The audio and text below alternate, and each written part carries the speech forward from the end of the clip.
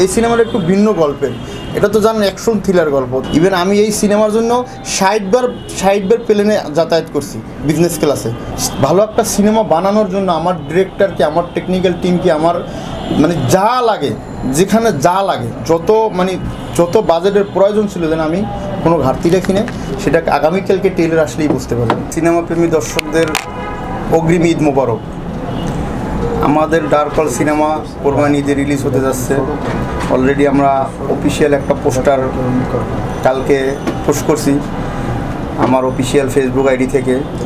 আলহামদুলিল্লাহ এতটা সারা পাবো সেটা কখনো আসলে বুঝতে পারিনি। আলহামদুলিল্লাহ বাংলাদেশের দর্শক যে এখনও একটা ভালো সিনেমা হইলে ওটার পাশে থাকে সেটা তো কালকেই আপনারা দেখছেন যে একদম শেয়ার আর পোস্টের বন্যা বই দিছে। অলরেডি পোস্টার তো দেখছিনি কি হয়েছে, কালকে অলরেডি আজকেও হইতে আছে। তো কালকে ট্রেলার ছাড়ার পরে, এবং আপনারা কিন্তু অলরেডি ট্রেলার দেখছেন না, আমার অফিসে ট্রেলার দেখছেন, আপনাদের কাছে কীরকম লাগছে? যদি ভালো লেগে থাকে অবশ্যই দর্শকদের কাছেও ভালো লাগে। কারণ আপনারা দর্শকদের যখন সিনেমা দেখছেন তখন কিন্তু দর্শকদের কাতারেই দেখেন। আপনারা যারা সাংবাদিক ভাই আছেন যখন সিনেমা দেখতে যান, ইভেন আমি নিজেও যখন দর্শকদের কাতার দেখি তখন আমিও একজন দর্শকই দেখি। তো আপনাদের কাছে যদি ভালো লাগে তো অবশ্যই দর্শকদের কাছেও ভালো লাগবে। আর আমরা একটা ভালো সিনেমাই বানাবার চেষ্টা করছি। ভালো একটা সিনেমা বানানোর জন্য আমার ডিরেক্টরকে, আমার টেকনিক্যাল টিমকে, আমার যা লাগে, যেখানে যা লাগে, যত বাজেটের প্রয়োজন ছিল যেন আমি কোনো ঘাটতি রাখি না। সেটা আগামীকালকে ট্রেলার আসলেই বুঝতে পারবেন। হ্যাঁ, প্রচারণায় কৌশনী দিদি আসতে পারে, এখন আমরা কনফার্ম করতে পারি না। আমরা অলরেডি তাকে বার্তা পাঠিয়েছি, দেখি কি রিপ্লাই দেয়, দিলে পরে বোঝা যাবে। কিন্তু অবশ্যই আরও তো আমাদের হাতে টাইম আছে। আমরা প্রেস কনফারেন্স হয়তো বুধবার, বৃহস্পতিবার, এখনও কনফার্ম না, 2 দিনের একদিনই, যে কোনো একদিনই হবে। আমরা বোর্ড মিটিংয়ের সিদ্ধান্ত নিব আজকে অথবা কালকে। তো অবশ্যই আমরা জানিয়ে দেবো যে না কৌশলী দিয়ে আসছে কি আসছে না। বাট আসবে, এটা 90%, আসবে না এটা 10% আসবে। যেহেতু তার সিনেমা এত বড় বিগ বাজেটের সিনেমা, অবশ্যই সে আসবে, কেন আসবে না? ভাই আপনি বারে বারে বলতেছেন অনেক বড় বিগ বাজেট, আসলে আমাকে একটু আনুমানিক কত হতে পারে? আচ্ছা, বিগ বাজেট বলতে 3 কোটি টাকা তো গেছে মনুমানিক, এটা 3 কোটি টাকা তো চলেই গেছে। তারপর আমাদের হিসাব উইদাউট মাই পেমেন্ট, এখানে আমার কোনো পেমেন্ট নেই। ইভেন আমি এই সিনেমার জন্য 60বার প্লেনে যাতায়াত করছি বিজনেস ক্লাসে। আমার কাছে ডকুমেন্ট আছে। আমি তো জানেন আপনারা, আমি একজন প্রবাসী, কাতার প্রবাসী। আমি কাতারে বিজনেস করি, আমার বাংলাদেশে কোনো বিজনেস নেই, আমি কাতারেই থাকি, কাতারেই আমার বিজনেস। তো আমি 60বার আসা যাওয়া করছি, এটা কিন্তু পেমেন্টের বাহিরে। সো এইরকমই আর কি।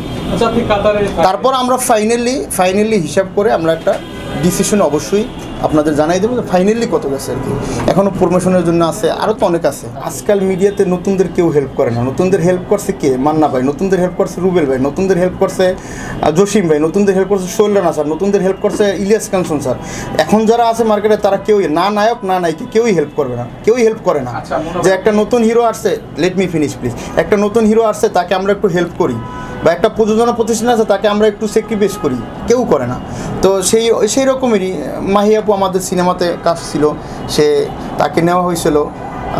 সে একদিন শুটিং করার পরে একটা বড় অঙ্কের একটা লস করে সে চলে গেছে, সে শুটিং করবে না। এখন এই বিচারটা আমি কার কাছে দিব? বিচার না দিয়ে চুপচাপ রয়েছি, যেহেতু আমি নতুন। যাক, আমি মাইনে নিয়েছি, সেও মাইনে নিয়েছে, সে আমার টাকা রিটার্ন করে দিয়েছে, বাস ওকে, আমরা নতুন হিরো নিয়ে কাজ করছি। তো সেই ক্ষেত্রে আমাদের একটু হয়তো সময়ের, যেহেতু আমরা রোজার ঈদে আসতে চাইছিলাম, আসতে পারি না, তো সময়টা নষ্ট হয়েছে। বাট আমরা ফাইনালি সাকসেসফুল আমাদের সিনেমাটা সুন্দরভাবে শেষ করতে পেরেছি। এটা আমাদের ডিরেক্টরের একটা বড় অবদান আছে, মোস্তাফিজুর রহমান মানিক ভাইয়ের। সে অনেক কষ্ট করছে এই সিনেমা নিয়ে, কারণ সে জানে যে সে যত সিনেমা করছে এ যাবৎকালে সব সিনেমাই ভালো গল্প, ভালো তো জানেনি। মোস্তাফিজুর রহমান মানিক একটা ব্র্যান্ড, তো সে ভালো কাজ করছে। কিন্তু এই সিনেমাটা একটু ভিন্ন টাইপের, ভিন্ন প্যাটার্নের। এই সিনেমাটা একটু ভিন্ন গল্পের। এটা তো জানেন অ্যাকশন থ্রিলার গল্প। তো সেই ক্ষেত্রে এটা তার জন্য একটা চ্যালেঞ্জ।